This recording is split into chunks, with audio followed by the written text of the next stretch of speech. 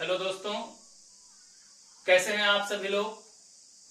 देखिए, हम लोगों ने भारत के संवैधानिक विकास का इतिहास पढ़ना शुरू किया था। उसमें हम लोगों ने कल की क्लास में, कल के एपिसोड में हम लोगों ने ये डिस्कस किया है कि बेसिक रूप से 1861 के भारत परिषद अधिनियम से और 1892 के भारत परिषद अधिनियम से क्या क्या परिवर्तन भारत के संविधान में हुए, संवैधानिक विकास में कौन कौन सी कड़ी आगे बढ़ी।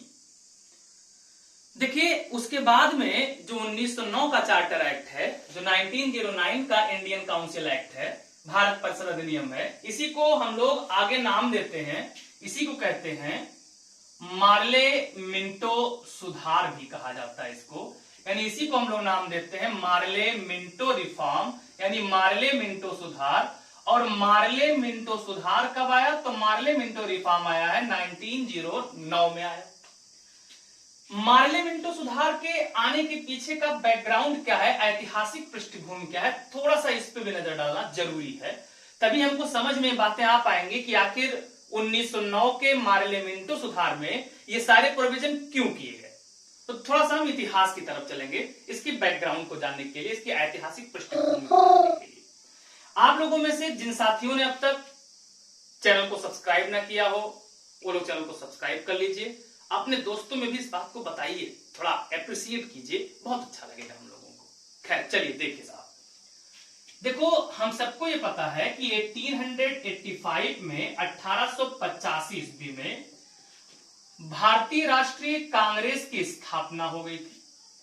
और ऐसा माना जाता है कि भारतीय राष्ट्रीय कांग्रेस की स्थापना हो जाने के बाद से भारत में मुख्य रूप से अगर देखा जाए तो भारतीय राष्ट्रीय कांग्रेस की स्थापना हो जाने के बाद से राष्ट्रीय आंदोलन काफी तीव्र गति से आगे की ओर बढ़ना शुरू हो गया।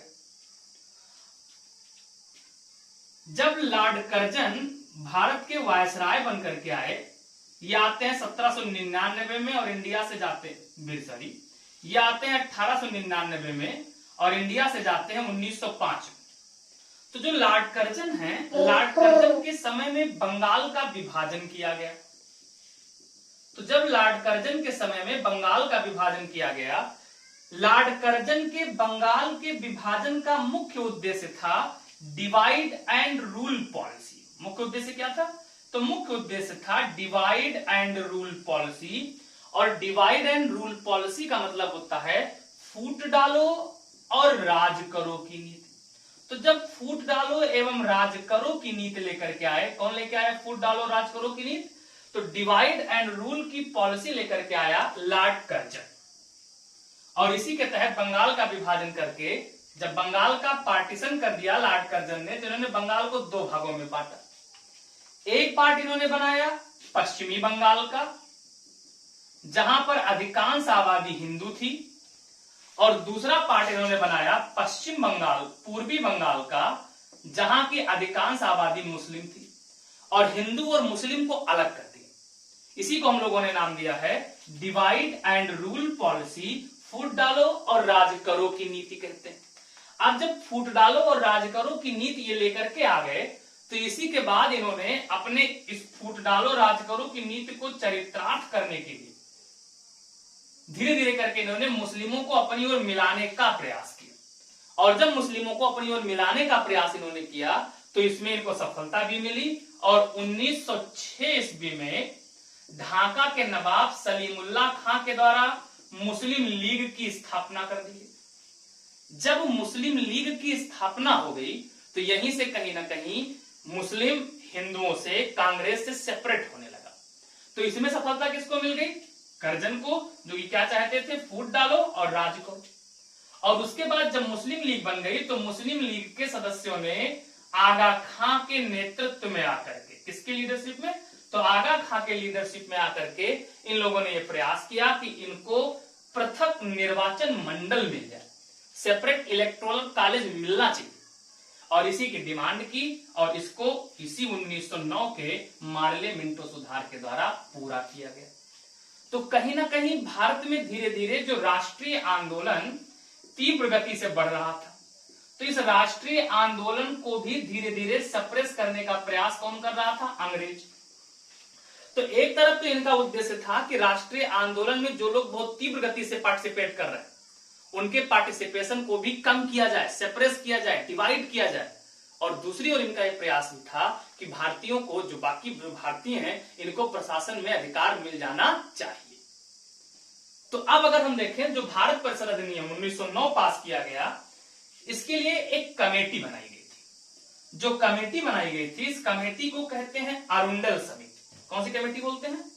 तो एक कमेटी बनी थी, उस कमेटी को कहा जाता है अरुंडल समिति कहते हैं, अरुंडल कमेटी कहते हैं।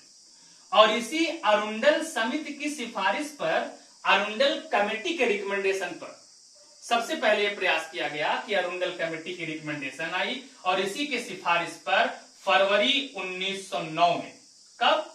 तो फेब 1909 में इंडियन काउंसिल एक्ट 1909 पास किया गया। तो इस 1909 के एक्ट के मेन प्रोविजन क्या थे, प्रावधान क्या थे? इसमें पहला प्रोविजन है केंद्रीय विधान परिषद है।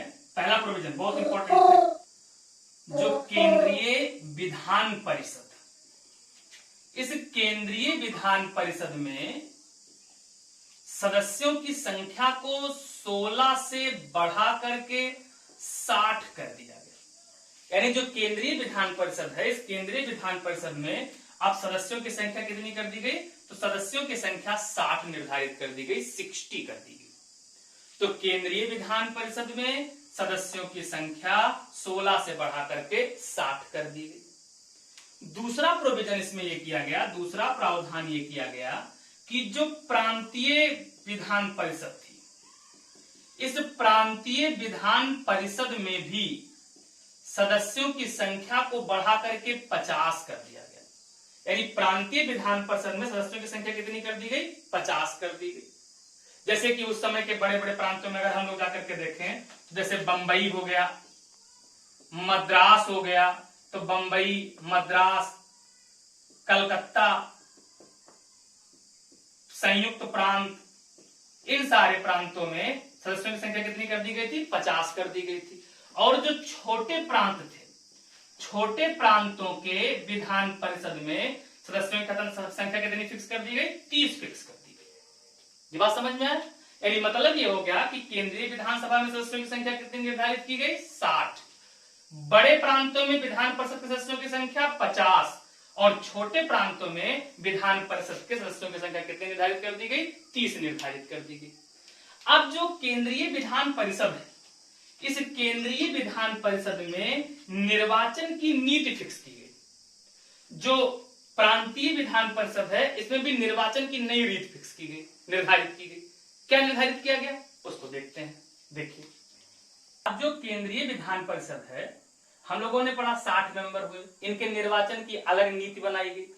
तो इसमें यह किया गया कि जो निर्वाचन कराया जाएगा, इस निर्वाचन में सदस्यों को 4 भागों में डिवाइड कर दिया गया, 4 प्रकार से। यानी जो सदस्य होंगे अब ये 4 प्रकार के हो गए, सदस्यों की संख्या 4 निर्धारित कर दी, 4 प्रकार से।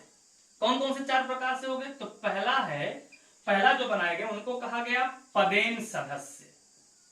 पदेन सदस्य एक्स ऑफिसियो मेंबर। क्या नाम दिया गया? तो इनको कहा गया एक्स ऑफिसियो मेंबर। जो एक्स ऑफिसियो मेंबर हैं, पदेन सदस्य हैं, पदेन सदस्य में उनको रखा गया जैसे खास करके जो गवर्नर जनरल और उनकी काउंसिल में शामिल होने वाले व्यक्ति थे, उनको क्या बना दिया गया? पदेन सदस्य बना दिया गया। किसमें? विधान परिषद में। दूसरा प्रोविजन ये किया गया, यानी दूसरे जो रखे गए 4 में से एक तो हो गए पदेन, दूसरा जो रखा गया उनको कहा गया मनोनीत सरकारी अधिकारी। मनोनीत सरकारी अधिकारी, इनको कहा जाएगा नॉमिनेटेड ऑफिशियल्स। नॉमिनेटेड ऑफिशियल्स बना दिए गए। उसके बाद जो तीसरा प्रोविजन किया गया, यानी जो तीसरे मेंबर जो बनाए गए तीसरे प्रकार के, उनको कहा गया मनोनीत गैर सरकारी सदस्य। मनोनीत गैर सरकारी सदस्य, इनको इंग्लिश में बोला गया nominated non officials. Nominated non officials. उसके बाद जो चौथा बनाया गया, वो चौथे बनाए गए निर्वाचित सदस्य। कौन बनाया गया? तो चौथे बनाए गए निर्वाचित सदस्य। और निर्वाचित सदस्य का मतलब हो गया इलेक्टेड मेंबर। तो अब जो विधान परिषद बनाई गई, उस विधान परिषद में जो प्रावधान किया गया, उसमें कुल कितने प्रकार से सदस्यों को रखना शुरू किया गया? 4 प्रकार से। पहला कौन सा? पदेन सदस्य। दूसरा कौन सा? मनोनीत सरकारी अधिकारी। तीसरा कौन सा? मनोनीत गैर सरकारी सदस्य। और चौथा कौन सा? निर्वाचित सदस्य। यानी पहले एक्स ऑफिसियो मेंबर, दूसरे नॉमिनेटेड ऑफिशियल्स, तीसरे कौन से? नॉमिनेटेड नॉन ऑफिशियल्स, और चौथे कौन से? इलेक्टेड मेंबर रखे गए। ये बात समझ में आया? अब जो निर्वाचन में बांटा गया वर्ग को, वो किस प्रकार से बांटा गया, उसे भी हम लोग डिस्कस करते हैं। जो प्रांतीय विधान परिषद थी, उसमें भी सदस्यों के निर्वाचन को यहाँ 4 भागों में बांटा गया था, और वहां जो सदस्य होंगे उनको 3 पार्ट में डिवाइड किया गया था। कैसे उनका बंटवारा कैसे किया गया, देखिए जरा। तो जो प्रांतीय विधान परिषद है, प्रांतीय विधान परिषद में, या सिंपल भाषा में कहें तो प्रादेशिक चुनाव के लिए या प्रादेशिक निर्वाचन के लिए, बहुत इंपॉर्टेंट फैक्ट है, अच्छे से इसको अपडेट कीजिएगा। जो प्रादेशिक निर्वाचन है, इस प्रादेशिक निर्वाचन के लिए जो व्यवस्था लागू की गई, उस व्यवस्था को हम लोग नाम देते हैं व्यावसायिक एवं सांप्रदायिक प्रतिनिधित्व प्रणाली। क्या नाम देते हैं? तो इसको हम लोग नाम देते हैं व्यावसायिक एवं सांप्रदायिक प्रतिनिधित्व प्रणाली। इंग्लिश में इसे हम लोग बोलेंगे professional and communal, professional and communal representation. तो जो व्यावसायिक एवं सांप्रदायिक प्रतिनिधित्व प्रणाली शुरू की गई थी, इस प्रतिनिधित्व प्रणाली में कुल 3 पार्ट में इसको डिवाइड किया गया था।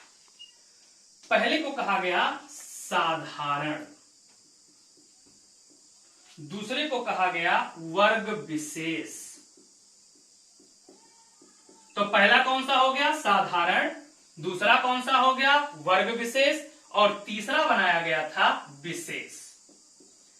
अब हम लोग ये देखते हैं कि जो साधारण है, वर्ग विशेष है, विशेष है, इसमें निर्वाचन को किस प्रकार से इंप्लीमेंट कराया गया था, उसे पूरा डिटेल बताने से पहले एक पॉइंट पहले हम आपको ये बता दें।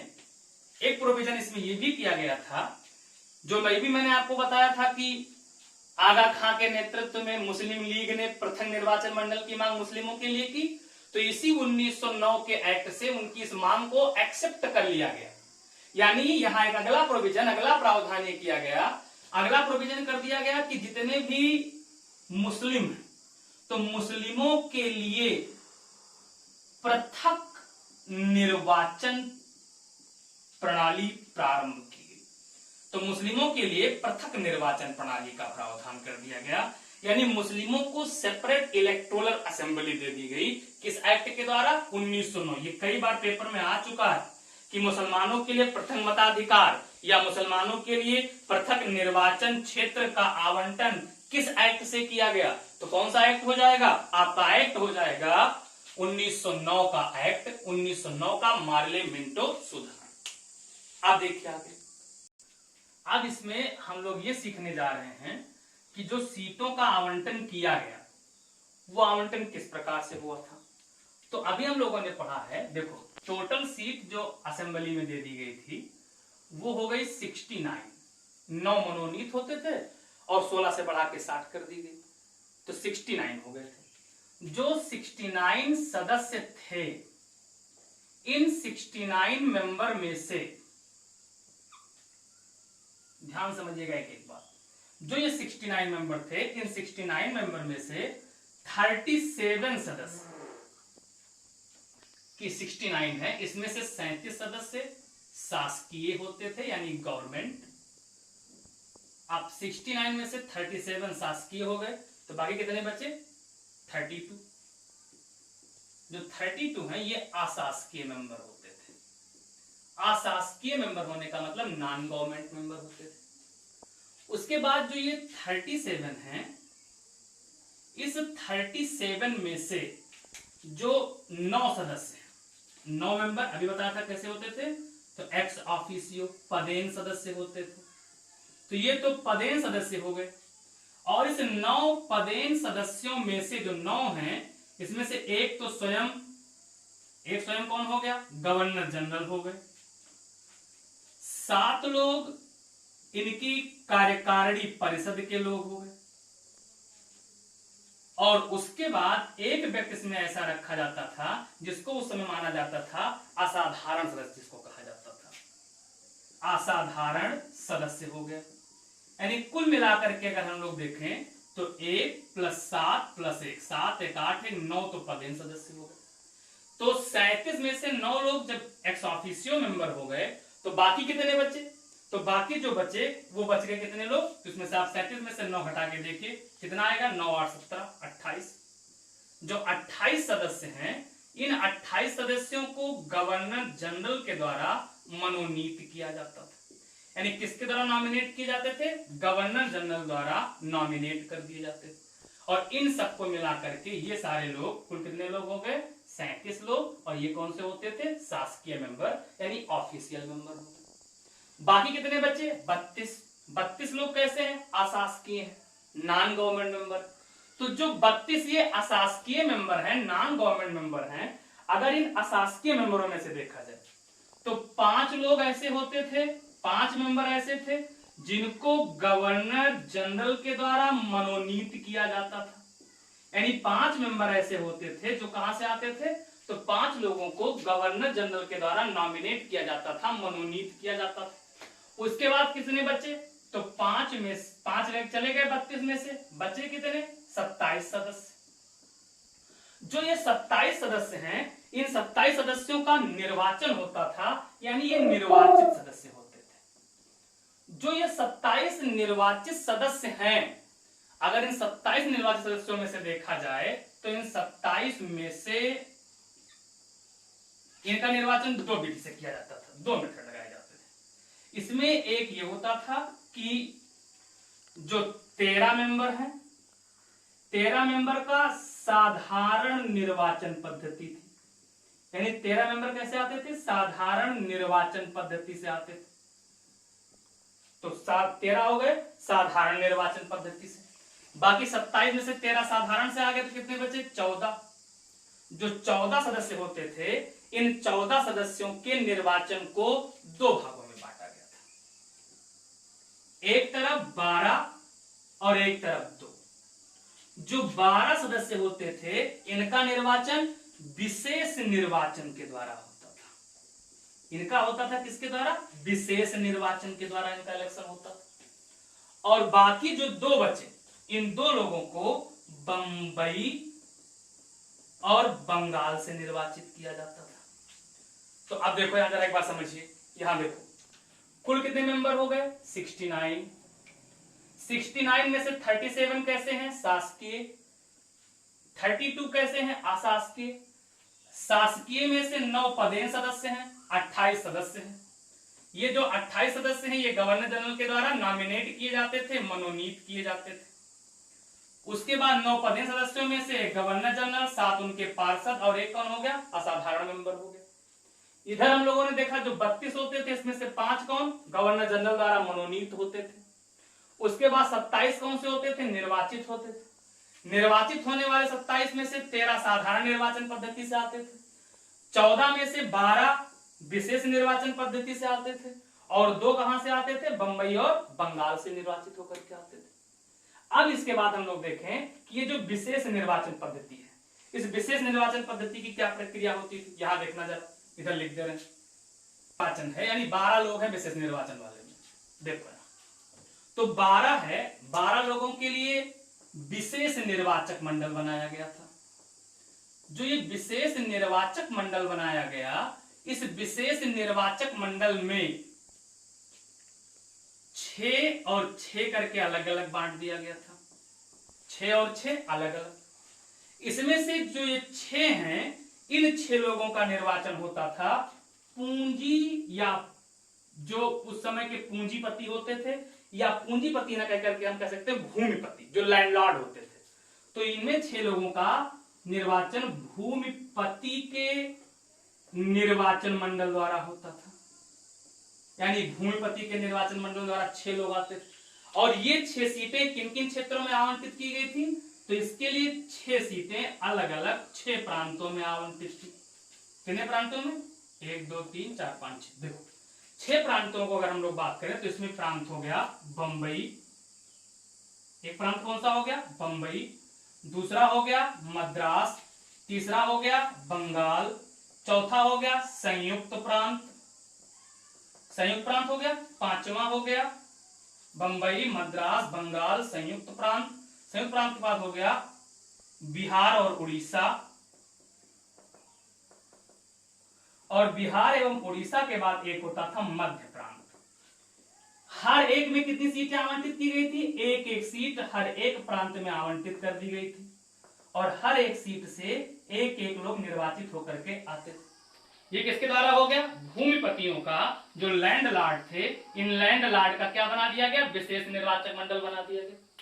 उसके बाद 6 जो और है, ये 6 हैं, ये 6 सीटें आवंटित की गई थी किसको? प्रथम मुस्लिम निर्वाचन मंडल, यानी मुसलमानों को पृथक निर्वाचन मंडल दिया गया था।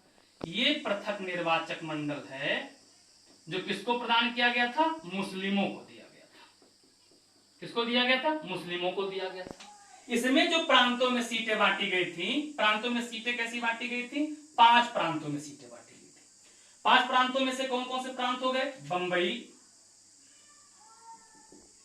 प्रथम निर्वाचन मंडल जो मुस्लिमों को है, बंबई में 1 सीट, मद्रास में भी 1 सीट दे दी गई, बंगाल में 2 सीटें दी गई, संयुक्त प्रांत में, जो संयुक्त प्रांत है यानी आज जो अपना यूपी है, यहां 1 सीट दी गई, और बिहार और उड़ीसा में, कहां पर? तो बिहार और उड़ीसा में भी 1 सीट दे दी गई।